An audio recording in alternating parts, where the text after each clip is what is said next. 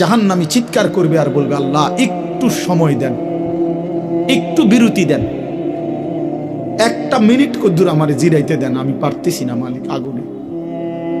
এই মালিক, আমার শরীরটা জ্বইলা পুরা ছাই হয়ে গেছে, আমি আর পারছি না মাওলা, আমার একটু বিরতি দেন, 10টা মিনিট কদ্দুর বিরতি দেন, এই আগুন আমি সইতে পারছি না। আল্লাহ তাআলা বলবেন, লা ইউফাত্তারু আনহু, না নাফরমান, 1 সেকেন্ডের বিরতি মিলবে না। অহুম ফীহি মুবলিসুন, আল্লাহ বলে জাহান্নামী চিরদিন অনন্তকাল মলিন চেহারা, বিমর্ষ চেহারা নিয়েই পড়ে থাকবে, কোনদিন তার মুখে হাসি ফুটবে না।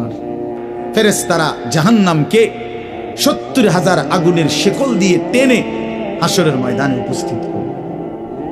মানুষগুলো সচক্ষে জাহান্নামকে দেখবে। জাহান্নাম একটা বিকট তারা আগুনের গর্জন, তীব্র আগুনের যখন একটা গর্জন উঠবে, আল্লাহর কসম নবী বলছে, পুরা হাসরবাসী তখন চিৎকার দিয়া বলবে, ইয়া রব্বি নাফসি নাফসি, আয় মাওলা আমাকে বাঁচান, আমাকে বাঁচান।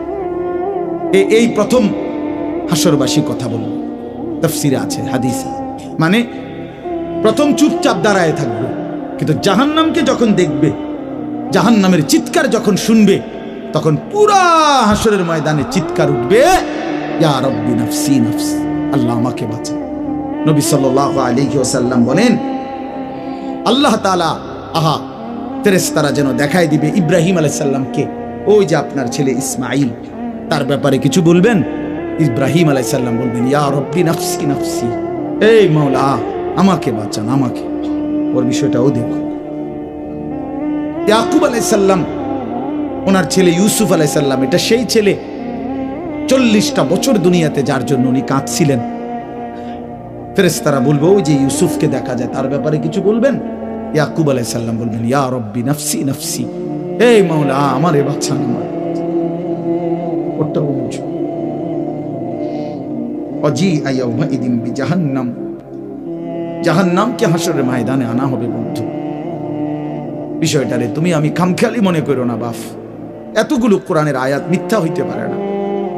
1.25 লক্ষ নবী রাসূল, আদম থেকে নবী সাল্লাল্লাহু আলাইহি সাল্লাম, সমস্ত আম্বিয়া কেরাম চিল্লায়া উম্মতের দুয়ারে দুয়ারে গিয়ে আখিরাতের কথা বলছি, কবরের হাসরে।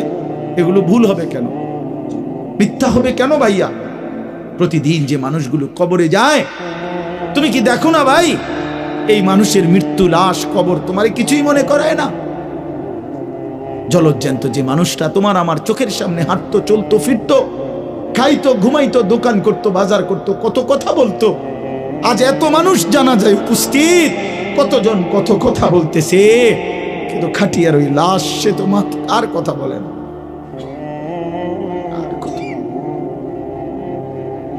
আর কথা বলে না। আমি তো আমার বাবার লাশ দেখছি, আমার বাপ সারা জীবন দেখতাম, আব্বারে দেখছি আমি বুঝাওয়ার পরে সারাক্ষণ বলতো, আমার সময় নাই, সময় নাই।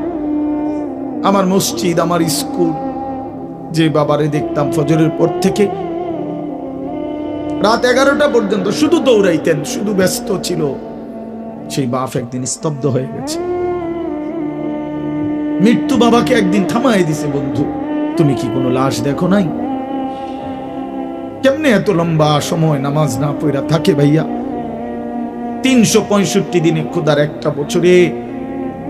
এই যুবক, আমি যদি তোর জন্য কাঁদতে পারতাম, 1 বছর কোনদিন যুবক, কোনদিন ফজরের নামাজ পড়লা না, হায় হায় মুসলমানের বাচ্চা, এত বড় বেঈমান কেমনে হইলা, কেমনে হইলা ভাইয়া?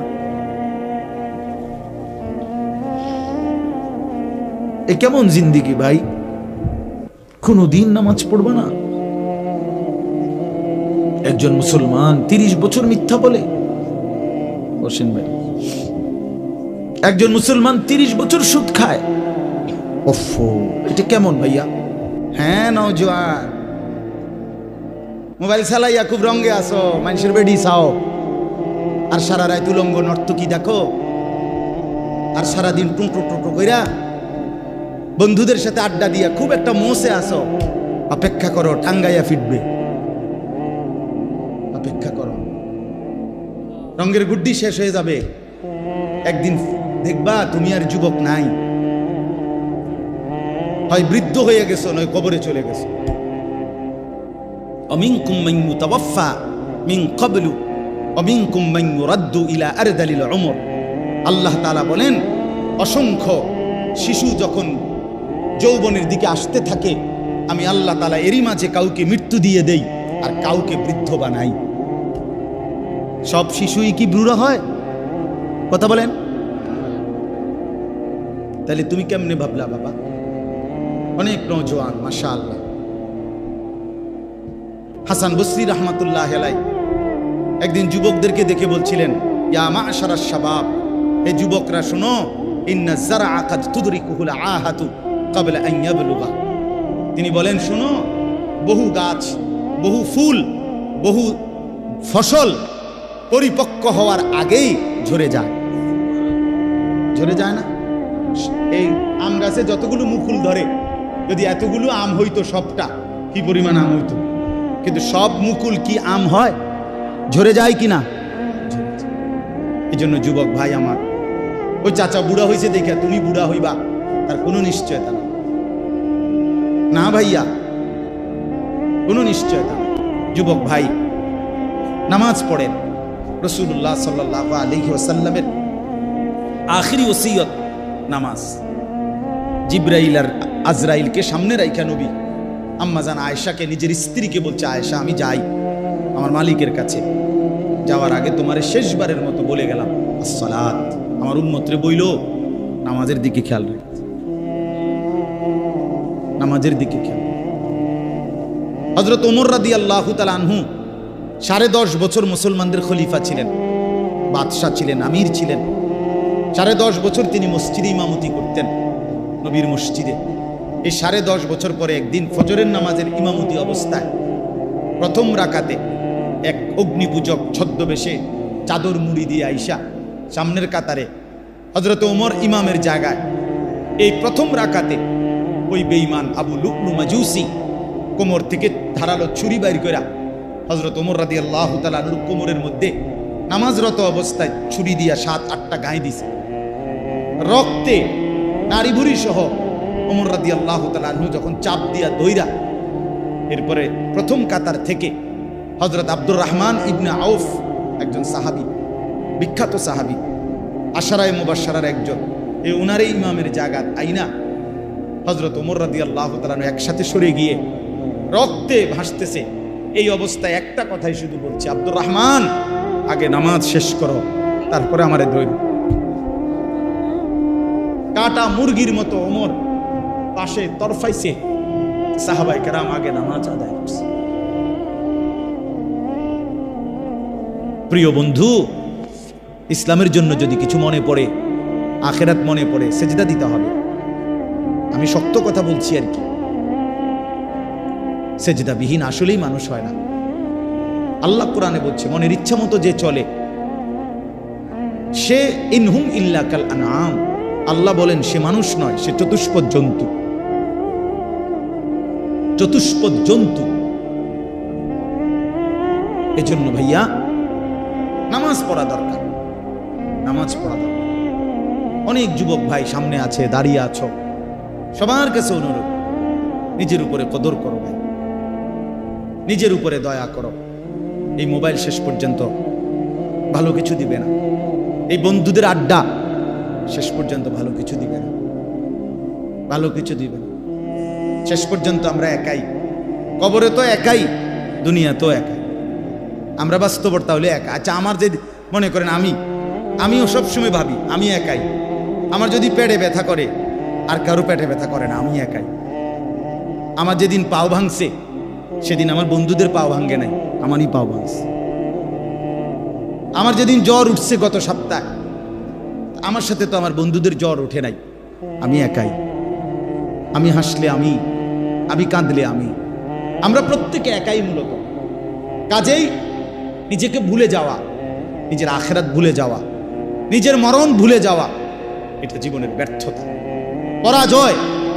এটা লাঞ্ছনা। আল্লাহ আমাদেরকে বুঝ দান। কোরআনুল কারীমের মধ্যে আল্লাহ তাআলা বলেন, বান্দা তোমরা কি এই ভেবেছো যে আমি আল্লাহ তোমাদেরকে অনর্থক বানিয়েছি? কোনো উদ্দেশ্য নাই, এমনি এমনি। ওয়া আন্নাকুম ইলাইনা লা তুরজাউন, এবং আল্লাহ তাআলা বলেন তোমরা কি এই মনে করেছো বান্দা যে আমি আল্লাহর কাছে তোমাদেরকে ফিরে আসতে হবে না? কি ভাবছো আমার কাছে আসতে হবে না? তো উত্তর দেন, বলেন, উত্তর দেন না যে আমরা কি আল্লাহর কাছে ফিরতে হবে? বলেন না, সবাই বলেন, ছেলেরা বলো ভাই, ফিরতে হবে আমরা আল্লাহর কাছে। তো তিনি কি কিছুই জিজ্ঞেস করবে না? ফাওয়ারাব্বিকা লানাসআলান্নাহুম আজমাইন, খোদার কসম, কোরআনে আয়াত। আল্লাহ বলেন, আমি রবের কসম করে বললাম, আল্লাহ নিজের কসম করে বলছেন, আমি আমার জাতের কসম করে বললাম, বান্দা আমি কিন্তু তোমাদের সকলকেই জিজ্ঞেস করব। ফাওয়ারাব্বিকা লানাসআলান্নাহুম আজমাইন, আজমাইন মানে সকল, একজনকেও ছাড়বো না বান্দা, আমি জিজ্ঞেস করব। কি ভাবছে? তো আল্লাহ তাআলা বলছেন, ভাই ছেলেরা তোমরাও শোনো ভাই, তোমার কল্যাণের জন্য বলতেছি। আল্লাহ তাআলা বলেন, বান্দা আমি কিন্তু জিজ্ঞেস করবো, একটা সেকেন্ড, একটা নিঃশ্বাস আমার হিসাব থেকে বাদ যাবে। লাকাদ আহসাহুম ওয়া আদ্দাহুম আদ্দা। আল্লাহ তাআলা বলেন, আমি তোমাদেরকে বেষ্টন করে আছি এবং তোমাদের পুরা জিন্দেগি গুনে গুনে রাখছি, গুনে গুনে। হাসি কয়টা, কান্না কয়টা, নিঃশ্বাস কয়টা, হাঁটা কয়টা, চলা কয়টা, হাত নাড়াইছো কয়বার, আল্লাহ বলেন আমার হিসাব আছে। মা তাসকুতু মিন ওয়ারাকাতিন ইল্লা ইয়ালামুহা, আল্লাহ তাআলা বলেন জমিনে যদি একটা পাতাও পড়ে আমি আল্লাহ জানি, কোন গাছের কোন পাতাটা পড়ছে জানে কিনা আল্লাহ জানে। লাহু মা ফিস সামাওয়াতি ওয়া মা ফিল আরদ ওয়া মা বাইনাহুমা ওয়া মা তাহতাস সারা। আল্লাহ বলেন, সাত আসমানে যা আমার, সাত জমিনে যা তাও আমার, আসমান ও জমিনের মাঝখানে যা তাও আমার, সাত তবক জমিনের নিচে যা তাও আমার। এই জন্য দোস্ত আমার, বন্ধু আমার, বাপ আমার, ভাই আমার, পর্দার আড়ালের মায়েরাও, আমার জন্য, আপনাদের জন্য, আমরা সবাই এটা বোঝা দরকার, আমাদের জিন্দেগির এক সেকেন্ড ফালতু না। হাসতে হাসতে বলা আর কাশতে কাশতে বলছেন, মস্কারি করে বলছেন আর ঠাট্টা করে বলছেন, ইয়ার কি করে বলছেন, সমস্ত কিছু হিসাব হচ্ছে, হিসাব দিতে হবে। ওয়াকুল্লুহুম আতিহি ইয়াউমাল কিয়ামাতি ফারদা। আল্লাহ তাআলা বলেন তোমরা সকলেই আল্লাহর সামনে কিয়ামতের দিন একজন একজন করে দাঁড়াতে হবে, একজন একজন, আলাদা আলাদা। ফারদান মানে ওয়াহিদা, একজন একজন, আলাদা আলাদা উত্তর দিতে হবে। সুম্মা লাতুসআলুন্না ইয়াউমাইদিন আনিন নাঈম, আমার দেওয়া প্রতিটি নিয়ামত সম্পর্কে অবশ্যই আল্লাহ বলেন তোমাদেরকে জিজ্ঞেস করা হবে। হাসরের ময়দানে আছে আল্লাহ ফেরেশতাদেরকে বলবে, ওয়াকিফুহুম ইন্নাহুম মাসউলুন, আমার বান্দাদেরকে লাইন ধরে দাঁড় করাও, কিফু তাদেরকে থামাও, দাঁড়াও, ইন্নাহুম মাসউলুন, তাদের সকলকেই আজকে জিজ্ঞেস করা হবে। বহু আয়াতে ওয়া ইম মিনকুম ইল্লা ওয়ারিদুহা, আল্লাহ বলে তোমাদের একজনও এমন হবে না, নবী বলো, রাসূল বলো, আউলিয়া বলো, ইমানদার বলো, নাফরমান বলো, প্রত্যেককেই ফুলসিরাত পার হইতে হবে, পার হইতে, প্রত্যেককে তার আমল নামার মধ্যে প্রত্যেকে হাতে নিতে হবে, হয় ডান হাতে নয় বাম হাতে। প্রত্যেককেই মিজানের পাল্লার সামনে আসতে হবে তোমার আমল নামা ওজনের জন্য। আল্লাহ তাআলা বলেন বহু মানুষ তার আমল নামা নিজের জিন্দেগির কর্মকাণ্ড মিজানের পাল্লায় দিবে ওজনের জন্য। আহা, আল্লাহ বলে কাফের, বেঈমান, নাফরমান, পাপী, ফালা নুকিমু লাহুম ইয়াউমাল কিয়ামাতি ওয়াজনা, সেদিন কিয়ামতের দিন মিজানের পাল্লাতে তাদের সারা জিন্দেগির সমস্ত কর্মকাণ্ডের এক বিন্দু কোনো ওজন আসবে না, 100 গ্রামও হবে না, 100 গ্রাম।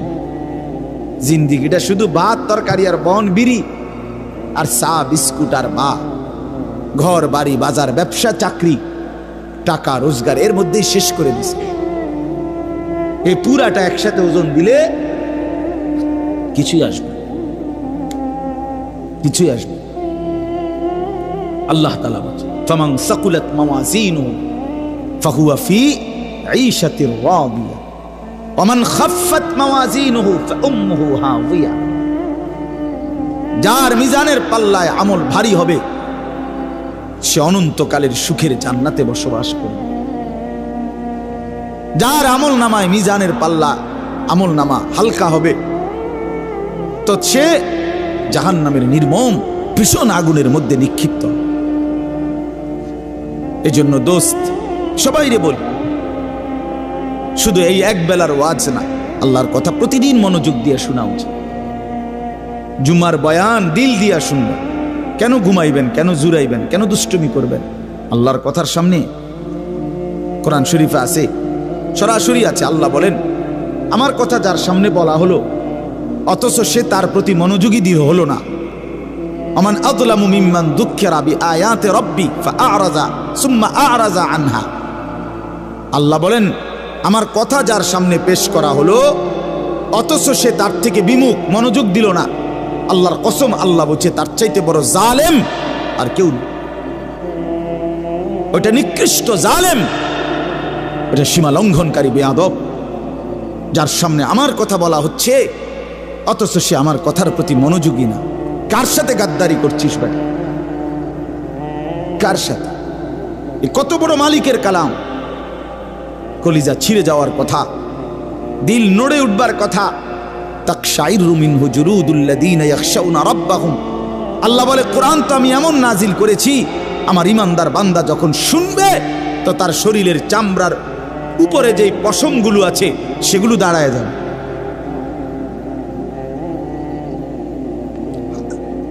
বুঝছে? এই জন্য বাপ আমার, বন্ধু আমার, এতক্ষণ লাগাই আপনাদেরকে এই কথাটাই বুঝাইতে চেষ্টা করলাম। আজকের জন্য না, জিন্দেগি পরিবর্তনের জন্য আল্লাহর কথা দিল দিয়ে শুনতে হয়। ছোট হুজুর বড় হুজুর কোনো কথা না, আপনাদের গ্রামের হুজুর আর বাহিরের হুজুর কোনো কথা না। আমিও গ্রামেরই, আমি কোনো মাটির তলের থেকে আসি নাই, চাঁদের দেশ থেকে আসি নাই, ঠিক কিনা বলেন? আমিও এক গ্রামের সন্তান, তো আলামিনও এক গ্রামের সন্তান, মৌলানা ইয়াহিয়াও এক গ্রামের সন্তান, হুজুর এক গ্রামের সন্তান। তাহলে স্থানীয় না দূরের এটা কোনো কথা না, প্রধান বক্তা না বিশেষ বক্তা এগুলো কোনো কথা না, সকালে বলছে না আসরের পরে বলছে এটাগুলো কোনো কথা। রাত 10টা বাজে ওয়াজ করলে উনি প্রধান বক্তা, আর আসরের পরে বয়ান করলে উনি সামান্য বক্তা। এই সিদ্ধান্ত কে দিল বলো? কথা এটা কেমনে ফয়সালা হইল? মাগরিবের পরে ওয়াজ করলে উনি বিশেষ বক্তা, তো নবী সাল্লাল্লাহু আলাইহি সাল্লাম কোনোদিন মাগরিবের পরে বয়ান করে নাই, কথা বলেন না, ফজরের পরে বলে নাই, তো আচ্ছা এটা কোনো বিষয় না, এগুলো ধোঁকা। এই প্রধান বক্তা, বিশেষ বক্তা, অল্প বক্তা, সামান্য বক্তা, সাংঘাতিক বক্তা, ভয়ঙ্কর বক্তা, সিরিয়াস বক্তা, উড়াদুরা বক্তা, এগুলো ধোঁকা। বরং আল্লাহর কথা যিনি বলেন, যখনই বলেন তিনিই দামি। আপনার এলাকার হুজুর বললেও দামি, দূরের হুজুর বললেও কি, আপনার মসজিদের ইমাম বললেও দামি, অন্য মসজিদের হুজুর বললেও দামি। এই জন্য এটা গুরুত্বপূর্ণ। এটা যদি আপনি দিলে বসান তাহলে মাখলুক থেকে নজর সরবে। ব্যক্তির মোহর কোনো বিষয় না, জনপ্রিয়তা কোনো বিষয় না, আল্লাহর ইচ্ছা। আল্লাহ কখনো কাউকে 1000 মানুষের জন্য কবুল করে, কেউ 100 জনের সামনে বলে, কেউ 1 জনের সামনে বলে, এতে কোনো অসুবিধা নেই। কথা বলেন না কেন? কোনো অসুবিধা নেই। আমার জিন্দিগির 20 বছর, তো আমরাও তো একসময় 10 জন 5 জন মানুষের সামনে কথা বলছি, তো কি হয়েছে এতে? কি হয়েছে কি? এই জন্য ভাই বাবা, প্রত্যেকের দিল থেকে মাখলুকের খেয়াল সরাবেন যে আমার আল্লাহর কথা হচ্ছে। কে বলতেছে হাবশি গোলাম না কালো গোলাম, এটা দেখার বিষয় না, আমার মালিকের কালাম। কার কালাম? আমার আল্লাহর কথা, আমার রসুলের কথা। এরপরে আর কি? এরপরে আর কি? এই জন্য ইনশাআল্লাহ ওলামায়ে কেরামের কথাগুলো সব সময় মনোযোগ দিয়ে শুনলে ভাই বরকত হবে। ধীরে ধীরে বদলাবে, ধীরে ধীরে বদলাবে। মুসলমানের ছেলেরা বাবারা, একটা মিনিট বাপ আমার, এই যে কয়জন বসছো ভাই, ভাইবা দেখো 365 দিনে এক বছর কোনো দিন যে ফজরের নামাজ পড়লা না, তোমার এটা কেমন জিন্দিগি বাপ? কি পরিমাণ আল্লাহকে ভুলে গেছো? তোমার উপরে খোদার কি পরিমাণ লানত পড়ছে, অভিশাপ পড়ছে। এক বছরে কোনো দিন ফজরের নামাজ পড়লো না। বাবা জীবিত, মা জীবিত, মুসলমান, বাপ মার ঘরে ঘুমায়, অথচ কত বড় জানোয়ার এটা! এটা তো আস্তা জানোয়ার, এ তো মানুষের বাচ্চা না, এটা তো আস্তা জানোয়ার। এটা তো একটা চতুষ্পদ জানোয়ার ছাড়ার কিচ্ছু না, জন্তু ছাড়ার কিছু না। মুসলমানের বাচ্চা কেমনে এতদিন আল্লাহকে ভুলে থাকে? আল্লাহ তাআলা বলছেন নবী সাল্লাল্লাহু আলাইহি সাল্লামকে, বন্ধু আপনি আমার বান্দাদেরকে বললেন 90 বছর টানা আমার নাফরমানি করছে, 90 বছর পরেও যদি কোনো দিন বুঝতে পারে, সমস্ত গুনাহ ছেড়ে দিয়ে আর করবে না ওয়াদা দিয়ে, লজ্জিত আর অনুতপ্ত হয়ে যদি এক ফোঁটা চোখের পানি ফেলে, আমি আল্লাহ ওয়াদা দিলাম 90 বছরের গুনাহ একসাথে মাফ করে দেব। আপনি বললেন আমার বান্দারে, ওই যেন কোনোদিন নিরাশ না হয়, আমি আল্লাহ আছি, আমি মাফ করে দেব। তরে বললেন গুনাহ ছেড়ে দিয়ে আসতে, আরে বললেন তওবা করে আসতে, আরে বললেন আর করবে না ওয়াদা দিতে। মস্কারি করলে হবে না। আপনি জানেন আপনি গুনাহ এটা ছাড়বেন না, আপনি জানেন আপনি মিথ্যা বলা ছাড়তেছেন না, সুদ ছাড়েন না, বিড়ি ছাড়েন না, হারাম ছাড়তেছেন না, আপনি জানেন আপনি টেলিভিশন দেখা বন্ধ করবেন না, এরপরে আপনি ডুল্লা কইবেন আস্তাগফিরুল্লাহ। কি আস্তাগফিরুল্লাহ কইলেন? কারে কইলেন? এই মিথ্যাবাদী! আল্লাহ যদি মুখের উপরে বলে এই বাটপার, তুই কারে বললি আস্তাগফিরুল্লাহ? তোর কলজাটা আমি চিনি না? কথা বলেন। মাফ তো চাইবে ওই ব্যক্তি যার বুঝ আসছে যেটা গুনাহ, আমি ছেড়ে দিলাম, আর করব না, ওয়াদা দিলাম। মাওলা আমি লজ্জিত, আমি মাফ চাইতেছি, আপনি আমারে মাফ করে দেন। আল্লাহ বলেন এমন গুনাহ যদি আসমান পরিমাণও হয় আমি মাফ করে দেব, কিন্তু শর্ত হলো কি করে দিতে হবে? কথা বলেন না, কি করতে হবে? ছেড়ে দিতে হবে, আগে ছেড়ে দিতে হবে, আগে ছাড়ো তো, আর করবা না। বলো একাকী হলে একাকী বলো, রাত গভীরে বলো। আল্লাহ বলেন ইন আতাইতানি লাইলান আতাইতুকা লাইলান, বান্দা তুমি যদি আমার কাছে রাতে আসো গুনাহ নিয়ে মাগফিরাতের জন্য, আমি রহমত আর মাগফিরাত নিয়ে আমি আল্লাহ রাত গভীরেই আসবো, রাতের অন্ধকারে আসবো। আমি রাতের 3টায়ও ঘুমাই না, দিনের 3টায়ও ঘুমাই না, আমি রাতের 4টায়ও ঘুমাই না, আমি দিনের 4টায়ও ঘুমাই না। আমি আল্লাহর কোনো শুক্রবার শনিবার নাই, আমার কোনো ছুটি ছাটা নাই। আমি 24 ঘন্টা আল হাইয়ুল কাইয়ুম, আমি সর্বদাই জীবিত, আমি সারাক্ষণই আছি, কায়নাত পরিচালনা করছি। আল্লাহর কোনো বিশ্রাম আছে? আল্লাহর কোনো ক্লান্তি আছে? আল্লাহর কোনো ভুল আছে? আল্লাহর কোনো ছুটে যায় কিছু? তো আল্লাহ আমাদেরকে বুঝ দান করেন। ভাই আমার কথা সহজ সরল কথা, আমি আপনাদের পরিবর্তন চাই। কারো ঠেলাঠেলি ধাক্কা ধাক্কি, কারো খোসাখুসি টোটালি আমার আর পছন্দ না। আমারও হায়াত শেষ, আমারও জিন্দিগি। আল্লাহ তাআলা কোরআনুল কারীমের মধ্যে বলছে, বান্দা বয়স যখন 40 পূর্ণ হয় তারপর থেকে পুরা ফিকির আখিরাত। ওয়ালাম্মা বালাগা আশুদ্দাহু ওয়া বালাগা 40 সানা। বুজুর্গানে দিন তো বলছে 40-এর পরে জিন্দিগি গুটায় ফেলো, পুরা দিল দিমাগ আখিরাতের দিকে ফিরো। আল্লাহ আপনি আমারে দয়া করে 40 পর্যন্ত হায়াত দিয়েছেন, এবার আপনার শুকর মাওলা, শুকর মাওলা, শুকর। অথচ আপনাদেরকে আল্লাহ তাআলা 60 বছরের হায়াত দিলেন। আপনারা এত সুন্দর জীবন আল্লাহ দিছেন, এতটা সুযোগ দিলেন, মাইডারে বিড়ি খাইতে খাইতে শেষ করে গেছে, বন খাইতে খাইতে আর চা খাইতে খাইতে, চা দোয়ানে গপ মারতে মারতে আর ফালতু কথা কইতে কইতে শেষ। এটা কি? এটা কি? এটা কোন ধরনের কথা? বুড়া মানুষ আড্ডা দিবে কেন? বুড়া মানুষ গপ মারবে কেন? বুড়া মানুষ বিড়ি খাবে কেন?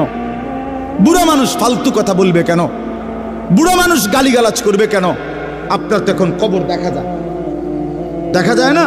তো আপনার তো একটা সেকেন্ড নষ্ট না করে উচিত জিন্দিগির এই শেষ সময়টা আল্লাহর তসবিহ, জিকির, কান্নাকাটি, দোয়া এর মধ্যেই লেগে থাকা। এটা উচিত ছিল না? কই, এই খবর তো নাই। আমাদের তো একটু ভাবা উচিত ছিল ভাই। ছেলেরা আমার বাবা আমার, আর সবাই, আমিও ভাবি, আপনিও ভাবেন, একটা বার তো ভাবা উচিত ছিল। এত লম্বা সময় লাগাইয়া আমার যখন কোনো নাম নিশানা ছিল না, তখন আল্লাহ তাআলা একদিন আমারে বাবা মায়ের মিশ্র বীর্য থেকে ধীরে ধীরে আমারে মায়ের পেটে রেডি করলেন। কেন করলেন? বসে বসে মোবাইল টিপবা ভাই? এই জন্য শুধু কেবল নারী দেখবা, নর্তকী দেখবা, সারা রাত উলঙ্গ ছবি দেখবা, জিনা ব্যভিচারের আড্ডায় যাবা, মদ জুয়ার আড্ডায় যাবা, আর অসৎ বন্ধুদের সাথে সারা দিন আড্ডা দিয়ে এর সুন্দর হায়াত, এমন সুন্দর চেহারা, এমন চমৎকার নাক, কান, হাত পাওয়ালা বডি তিলে তিলে শেষ করে দিবা, নষ্ট করে দিবা। আহা আফসুস, এর জন্য আল্লাহ বানাইছে? হায় হায় বাপ, মাঝ বয়সী চাচা, আপনারা বলেন জিন্দিগি আল্লাহ তাআলা কেন দিলেন? এই শুধুমাত্র 2টা ছেলে বিদেশ পাঠাইলেন, 3টা মেয়ে বিদেশ বিয়ে দিলেন, বাড়িতে একখান ঘর করিলেন, হ্যাঁ, সোফা বানাইলেন, খাট বানাইলেন, কয়টা ফার্নিচার আসবাবপত্র বানাইলেন, খালাস। এরই নাম 60 বছর? আল্লাহ তাআলা জিন্দিগির 50টা বছর উপার্জনের ক্ষমতা দিছেন এই শুধু এই যে ফার্নিচার আর এই গদ্দুর কদ্দুর, এই কদ্দুরের জন্য? একজন মুসলমান হিসেবে এই শেষ, এই জীবন? বলে আল্লাহ তাআলাকে জানা দরকার, জিজ্ঞেস করা দরকার। তো আল্লাহ তাআলা এই সূরার মধ্যে সেই প্রশ্নের উত্তর দিছে, বান্দা, একটি লম্বা সময় পার করে আমি আল্লাহ তোমাকে পৃথিবীর অস্তিত্বে এনেছি, তুমি শোনো আমি তোমারে কেন বানাইছি। আল্লাহ তাআলা বলেন, হাল আতা আলাল ইনসানি হিনুম মিনাদ দাহরি লাম ইয়াকুম শাইআম মাযকুরা। প্রতিটা মানুষের উপর দিয়ে এরকম যুগের পর যুগ অতিবাহিত হয়েছে যখন সে উল্লেখ করার মতো, পরিচয় দেওয়ার মতো কোনো কিছুই ছিল না। এই মাটিতে কার অস্তিত্ব কেউ বলতে পারবে? ওই গাছে, ওই ফুলে, ওই ফলে, ওই খাদ্যে, ওই খাবারের মধ্যে কার অস্তিত্ব আছে আমরা জানি কেউ? শুধু জানে কে? আল্লাহ বলেন, শুধু আমি জানতাম। লাম ইয়াকুম শাইআম মাযকুরা, এই পৃথিবীর কারো কাছে তুমি উল্লেখ করার মতো ছিল না। আগামী 50 বছর পরে, আগামী 30 বছর পরে কার ঘরে কোন সন্তান আসবে এখন বলেন? আমরা জানি কেউ? তাই আল্লাহ তাআলা বলেন, কেউ জানতা না, তুমি জানতা না, তোমার কোনো নাম, দাম, পরিচয় উল্লেখ ছিল না। দ্বিতীয় আয়াতে আল্লাহ বলেন, সেই আমি আল্লাহ, ইন্না খালাকনাল ইনসানা মিন নুতফাতিন আমশাজ, একদিন আমি আল্লাহ স্বামী স্ত্রীর মিশ্র বীর্য থেকে তুমি মানুষকে সৃষ্টি করেছি। অর্থাৎ যেদিন মায়ের জরায়ুতে গর্ভ হয়েছে, যেদিন মা অনুভব করছে তার পেটে বাচ্চা আসছে, সেদিন কিছুটা আন্দাজ করছে যে হ্যাঁ মা গর্ভবতী, তাও জানতো না ছেলে না মেয়ে। আরো একটা নির্দিষ্ট সময় পরে অনুভব হয়েছে। তো আল্লাহ তাআলা বলেন, তখনও তো জানতা না কোন দিন নাক লাগাইছি, কোন দিন চোখ লাগাইছি, কোন দিন হাত লাগাইছি। আমি পৃথিবীর কাউরে না জানাইয়া বান্দা বড় বেশি মায়া করে নিজের হাতে যত্ন করে তোমারে বানাইছি। আমি একাই বানাইছি, অন্ধকারে বানাইছি। তোমার মারে ডিস্টার্ব করি নাই, বাবারে ডিস্টার্ব করি নাই, কেউ রে কোনোদিন কিছু বলি নাই। আমি আল্লাহ একাই বানাইছি। তো এরপর আল্লাহ বলেন কেন বানাইলাম শোনো, নাবতালিহি, আমি আল্লাহ প্রতিটা মানুষকে বানিয়েছি পরীক্ষা করার জন্য। এই কথাই নাবতালিহি পরীক্ষা করার জন্য, লিয়াবলুয়াকুম পরীক্ষা করার জন্য, লিনাবলুয়াহুম পরীক্ষা করার জন্য, ওয়ালানাবলুয়ান্নাকুম পরীক্ষা করার জন্য, ওয়ানাবলুকুম বিশ-শাররি ওয়াল খাইরি ফিতনা।